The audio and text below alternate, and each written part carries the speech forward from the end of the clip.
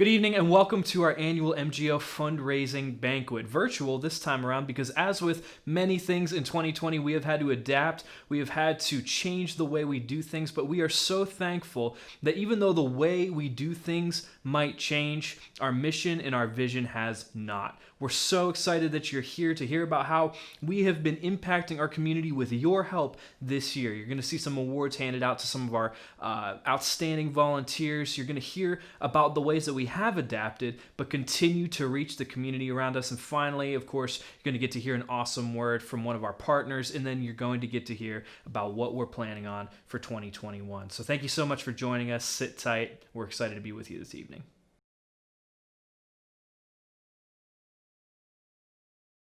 Our first recipient tonight for Outstanding Community Service Award is Joseph Seibert. Joseph jumped feet first last year into teaching a variety of classes for our students. We're so grateful for his countless hours, and tonight are thrilled to award him with this Community Service Award. Well, why do I work at MGO?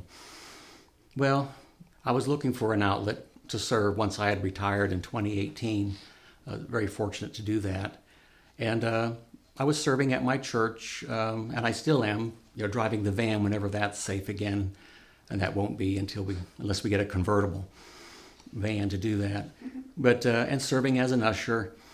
But I was busy raising children, years ago. I had 6 of my own, and then we did foster care. And my heart is strong into parenting. And when this opportunity came available to tutor teenagers in algebra, I thought, I can do algebra. I did it every day for my career. And then to work with teenagers and be a positive influence as a male role model was important to me. And the motivation runs deep. Because I grew up in a good family, but we had a very difficult father. He was a harsh man. And when I left home, I vowed that I would never be like that, and I want to be a good husband, a good father. And that's been my life calling, and that's my joy, to raise my children and now be helping with grandchildren. And it's a privilege to pour into other kids that maybe don't have a dad or a good role model in a man to look up to. That's really what drives me to come here, to serve them, those that are among the least of these. It's a joy to do it. Our second award this evening goes to a local business right here in our own community, Lion in the Sun. At a time when many businesses were concentrating on their own need, Lion in the Sun and their owner, Amber Steele, stepped up along with their customers and collected goods and backpacks to service over 100 local community students. Thank you to Amber and Lion in the Sun for stepping up and resourcing this community. We appreciate everything you've done.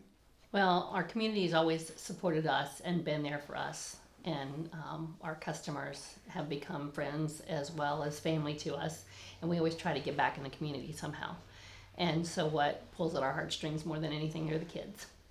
And so this was just something that we decided that would be a good community effort, and with the help of our guest, we pulled it all together. So we're happy to do it. Although I don't think there was ever the option to step back. We had the backpacks we already had them lined up, and we knew that kids still needed them regardless of what situation we were all in. So our customers stepped up and helped us, and our lotion manufacturers stepped up and they donated product to us, and we made it happen. So there wasn't really ever the option to not move forward, even though things are less than ideal. Our third award for this evening for Outstanding Community Service goes to Cornerstone Ministries, led by Pastor Mike Richards. It's a special thanks that goes out to Cornerstone Ministries and Pastor Mike Richards, as this past year they have remained consistent and faithful, not only in giving but sending us needed volunteers, especially during this year's crisis. We can't do what we do without their assistance to help us move forward for this community.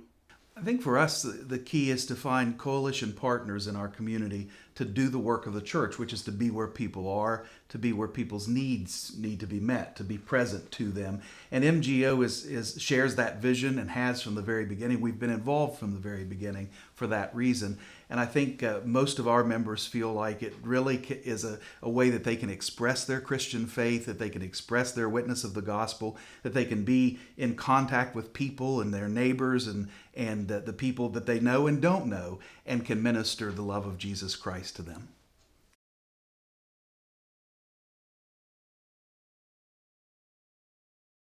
Tonight, I have the privilege of introducing a very special friend of mine. This man has served alongside of me for countless summers doing community mission construction work alongside with his church family.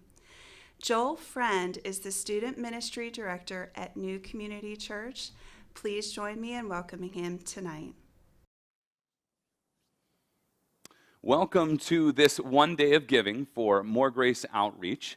My name is Joel Friend, and I'm a youth pastor up in Wexford, PA, which is about 20 minutes north of Pittsburgh, PA. And what I want to do with you today is just encourage you to consider something that is outside of yourselves and for the good of the people within the community that you live in.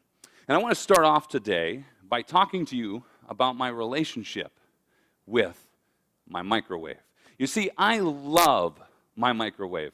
It heats up my cold coffee, it unthaws my frozen corn, and when I don't want to eat cold pizza, it warms it up to a proper temperature of consumption. And although there are a lot of things that I love about my microwave, there are just some things that my microwave cannot do. It can't charge my cell phone. It can't make a phone call. It can't even clean up the floor after my new puppy has relieved itself onto the new floor, right? Now, why is that? Because that's not what it's created for. For me to use my microwave for things other than what it was created for is to leave my microwave ultimately unfulfilled in its purpose. And I believe we can all agree with this statement. Created things have a purpose.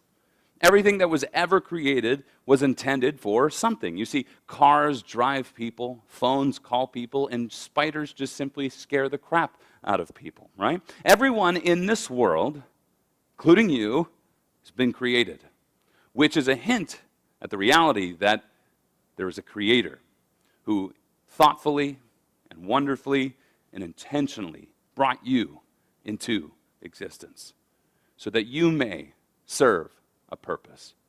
So here's my question. How will you use your purpose?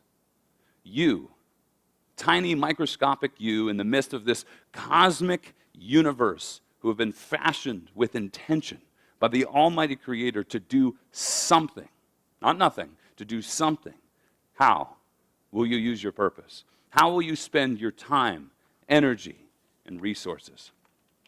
You see, when we think about the story of the Bible and the story of our purpose, I think sometimes we often think of it this way. I want you to imagine, here's the earth, right? And then here's a timeline, and the timeline is my life and your life, and we're on this one life, this one line of life, and we either do good things or we either do bad things, and then at some point when you die, you either go to heaven or hell. I imagine that might be a way of which a lot of people kind of view the story of the Bible. But our attempts to simplify the Bible into this narrative, it falls woefully short of what God intends for us in His Word. And believe it or not, there's more. Oh, there is so much more to that narrative. And I just want to look at 2 verses for our time together here today that have a ton to say about that, about the story of God in this world and the ways that God wants to use us in it. And it's going to be just 2 verses in Mark chapter 1, verses 14 and 15. And they say this: After John the Baptist was put in prison, Jesus went into Galilee, proclaiming the good news of God. The time has come, he said. The kingdom of God has come near. Repent and believe the good news. So let's unpack this First, it says Jesus went into Galilee proclaiming the good news. And other translations say he is proclaiming the gospel, which is a Greek word here. It's called the euangelion. It's either good news or the good message. And often, though, when we think about the term or word gospel, we usually think about it in the way that the Apostle Paul wrote about it, that we are sinners and that Jesus came to die for our sin, and that if we repent and believe in him, we have eternal life and live in heaven with him forever, right? Isn't it that kind of that line of the like, here we're here on the earth, and here's this timeline, and we die and we go to heaven or hell? There is some realities and there is some absolute truths about that, but that's not the entirety of what the gospel is. Because even though there is the fact that we are sinners, and even though Jesus is our Savior and he can be our Savior and Lord, and if we repent and believe in him, we have a right relationship with God through him. Those things are absolutely true of the gospel. But I want you to take note how Jesus describes the euangelion. He says, the kingdom of God has come near. He doesn't start off with the Romans road. He doesn't start off with the sinner's prayer. He says, you want to know what's good news for you? That the kingdom of God is at hand, and it's here. And then he adds, repent and believe the good news. Repent. Turn away from your way of life and unto the kingdom of God. Deny the kingdom of self and become a servant in the kingdom of God. I want you to think about God's original intention for us in the Garden of Eden. Peace with him, fellowship with others, an unblemished world, unity. Doesn't that all sound really good right about now? But because of sin, because we wanted the kingdom of self, because our heart's desires were to go away from the things of God, it has laid waste to God's purpose for us. But now, though, through Christ, his death and his resurrection, the gospel isn't just about our sin and salvation, but it is also about the fact that once we've been made new through the blood of Christ, it becomes about our participation in the kingdom of God. And when Jesus teaches us the Lord's Prayer, he says, thy kingdom come, thy will be done, on earth as it is in heaven. He doesn't say, thy kingdom come, thy will be done later on when I'm in heaven with you. No, he says, right now, the kingdom is to come into this world, and the kingdom is to come through me and through you. He invites us into the kingdom so that he can use us to bring the kingdom into this world. But that's a kind of an interesting phrase, right? The kingdom of God, or as Jesus often says, the kingdom of heaven. What does it mean to bring the kingdom of God? It's actually quite simple. All you have to do is look at the life of Jesus. Because everywhere Jesus goes, he brings restoration, sight to the blind, strong legs for the lame, open mouths for the mute, peace for the possessed, correction for the corrupt, healing for bleeding, life for those who are dead, bread for those who are hungry, truth for those who believe lies, hearing for the deaf, a way for the wayward, smooth skin for the leper, and sacrifice for the sinner.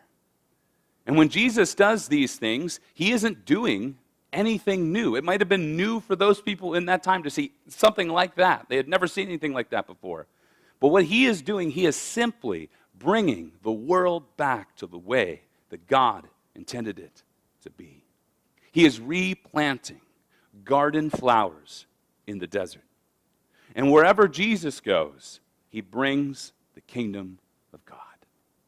Here's the amazing part, is that he says, for those who are following after him, that we will do similar and even greater works than he did. What works? Bringing the kingdom of God. That not only wherever Jesus went, he brought the kingdom, but because Jesus is with us, wherever we go, we can bring the kingdom too. For this is our purpose, his kingdom come, is that we would be agents of ministry, bringing reconciliation into this world. So how will you use your purpose? Will you bring more of the kingdom of self with its greed, corruption, deceit, lust, and accumulation? Or will you bring more of the kingdom of God, the kingdom of healing and restoration? Look at the world around us. It needs the kingdom of God now more than ever. And God wants to use you and me to be a part of that. And that is why I am so grateful and thankful to have served alongside Beth and her family and through More Grace Outreach for all of these years. Because Beth and her team are bringing the kingdom of God, healing and restoration. I've known Beth for 10 wonderful years, and she is an amazing servant of God who is like Christ, a burden bearer, puts others first, and she longs to bring the kingdom. And More Grace Outreach has served this community in West Virginia in countless ways. And I'm sure for Beth and her team, it has often felt like a daunting task, right? Asking questions like, will we ever have enough? Or where will we get our resources from next? But what I love about them is their resilience and their steadfastness and their trust in that God will provide the needs for his own cause. Because they also ask questions like, well, who needs our help? And what can we do next? They are trusting that God will provide. And let me just tell you, if you were to talk to Beth, God has done nothing but provide for these people over the years in so many different ways. Our church at New Community Church has been bringing members of our congregation down to that area of West Virginia since 2011. Teenagers, middle schoolers, high schoolers, young adults, older congregants. Our whole church has, most of the members of our church have come down to that area to serve. And all Beth has done is worked out the details to put us in the position to bring the kingdom of God. Our congregants have painted houses, built additions, reshingled roofs, fixed leaks, stained decks, replaced windows, provided over 1,300 bags of clothing. But we also have had a chance to pray with homeowners, hear their stories, become friends, dedicate their children to the Lord, worship with them, and watch some of them give their lives to Jesus and to his kingdom. And this is the kingdom of God. And through More Grace Outreach, thy kingdom come. Thy will has been done on earth as it is in heaven. And I share all of this with you to invite you into the kingdom work God is doing through MGO. And the more of you who are a part of this, the more the kingdom can come, and the more restoration can happen, and the more hope you can bring. Don't you want to be somebody who's part of bringing hope into this world? And I'll ask you one last time, how will you use your purpose to bring more of the kingdom or less? And I have to be honest, there are people in this world who are skeptical about the church, about Jesus' followers, and of our cause, our agenda, our message. And the funny thing is that most people don't actually have a problem with Jesus, they just have a problem with Jesus' followers. I remember one time while I was in Haiti, I was visiting an orphanage, and I asked one of the missionaries who worked there about the quality of their water. And it's a third world country, so, it can be kind of skeptical to drink the water sometimes. And what's interesting is she said, the water itself is fine, but the pipes, they're bad. Because over time, they build up rust and wear, and because of those things, as the water goes through them, it actually makes the water undrinkable. And I think that's the same problem in the church today. We have good water, but we have some bad pipes. We have a good message, but sometimes we have some bad messengers. Today, let the church, let the children of God, let the follower of Jesus, the followers of Jesus, be what God intended it to be, a light in a dark place. So, how can you help? Pastor Paul Washer once said, there are two workers when it comes to mission work. One who goes into the well, and the other who's holding the rope for the one who's going into the well. Those who are actively participating in this work, like Beth and More Grace Outreach, and those who are supporting them along the way, whether financially or prayerfully, or giving of their time as a volunteer. And so for this one day of giving, More Grace Outreach is looking for your help, especially in two specific areas. where there is a food insecurity right now in their pantry, and they need a full stock to feed so many families. They're a part of More Grace Outreach. Don't you want to be a part of that? Don't you want to be a part of feeding the mouths of children and filling up the bellies of adults who sometimes go for days without food? And there is an educational need. They have an education ministry and discipleship of 19 7th through 12th grade students in this hybrid 2 days a week with the virtual online support from teachers, and then 3 other days where they're getting that support. Again, and here's the deal. Both of these areas need financial support and prayer support, and you can be a part of that. And you can donate online at moregraceoutreach.com/donate. I'll say that again, moregraceoutreach.com/donate. And additionally, purchasing a virtual banquet table for $250 secures funding for food boxes for an MGO family for 6 months. It's amazing. And if you get it up to $500, that's a whole year supply for someone to not have to go hungry. And donations can be given towards the educational ministry. If they're given to that, they will help fund teacher and student resources and enable students to embrace the love of learning through enriching experiences. And that's what I wanted to share with you today. I hope you're encouraged to know that you can be a part of bringing God's kingdom into this world. So please consider today how you can be part of God's kingdom. Let me pray for us as we close. Lord, thank you for this day. Thank you for More Grace Outreach. Thank you for all the kingdom work that you have done through them, and inspire these people that are with them today to help to keep that going. And so, Lord, bless your servants and provide the needs for your own cause. May you inspire people to open up their hearts and open up their resources to give to this cause. In Jesus' name, amen.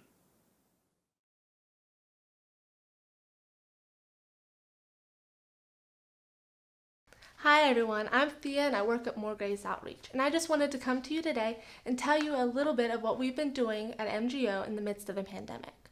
These are unprecedented times. We've had to learn to do things in a whole new way, and MGO is no different than anyone else. So in order to continue our mission to be the hands and feet of Jesus, we have been intentional about maintaining social distancing and doing what we can to serve our community in a new way. The first thing that we have done to change our model is we have changed how we do our food pantry. In doing this, we have eliminated a lot of people coming in and out of the building, and we have restricted our food pantry to doing things outside in private cars once a month at the end of the month.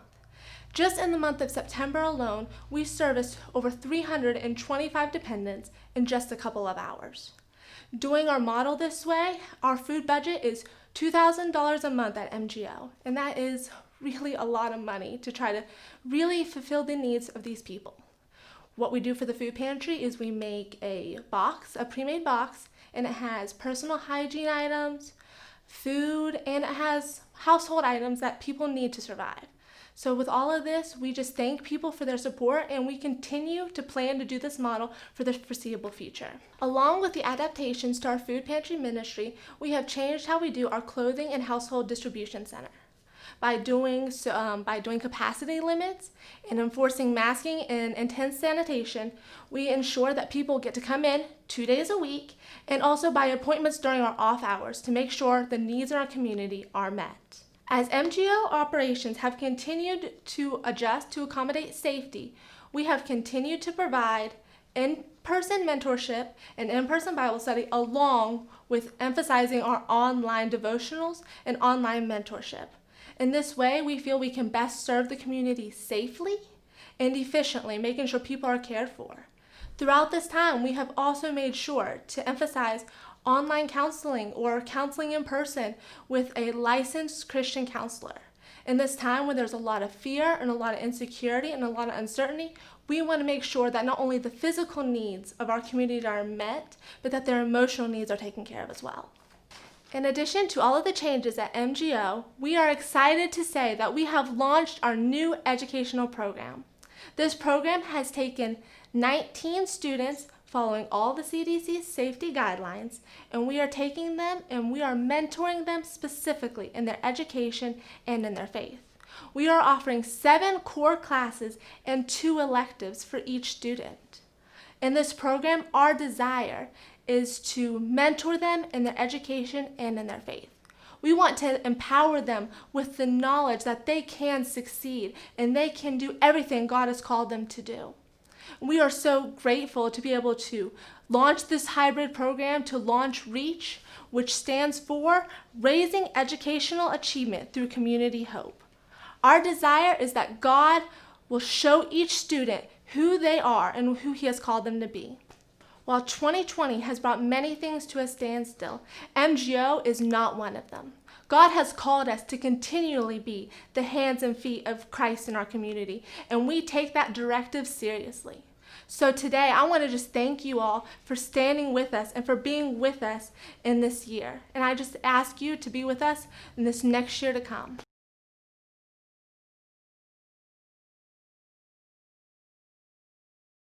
Well, as the director of MGO, it's quite a privilege to listen to everybody's testimonies tonight, and Thea did such a wonderful presentation of where MGO has been over the year 2020. But I get to come on and talk about 2021 and where are we going and where does God have our feet moving forward.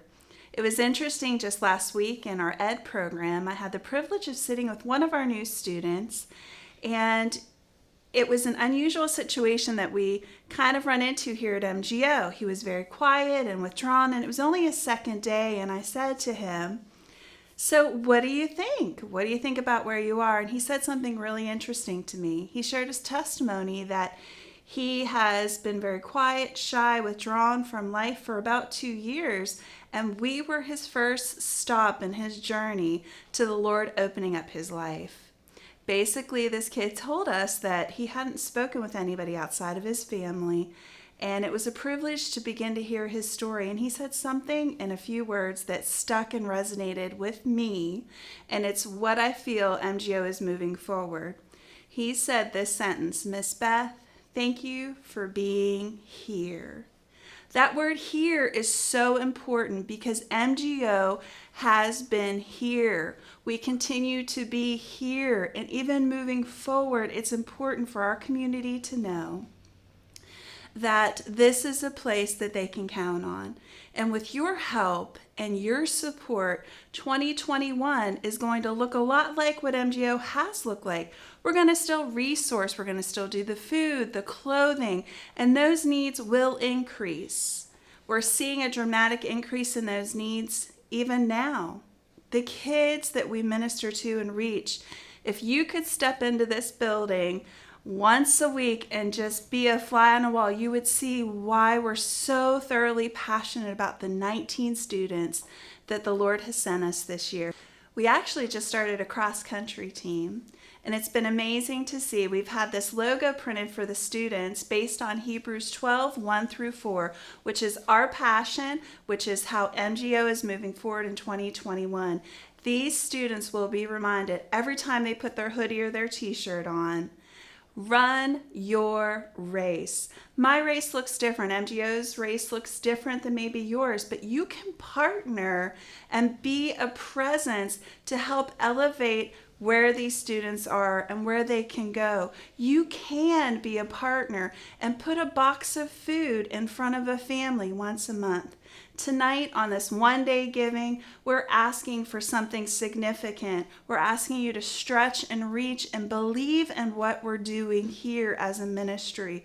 We want you to reach with us. For $250 gift, you can secure a box of food for 5 months for a family in need. For a gift of $50, you can make sure that that family is provided for. The winter months are the hardest. So we're asking you to give your best. Help us here run our race. Help us to teach the students that enduring and partnering together will get us to where we need to be for the kingdom of God. I want to just pray with you really quickly to close out this evening, and thank you so much for taking your time to watch what we're doing here. God, I pray for the people that are watching that you would move on their hearts. Father, I pray that they would believe and partner with your passion for your community here. And Father, be a blessing back out to them in every way possible. In your Son's name, amen. Good night.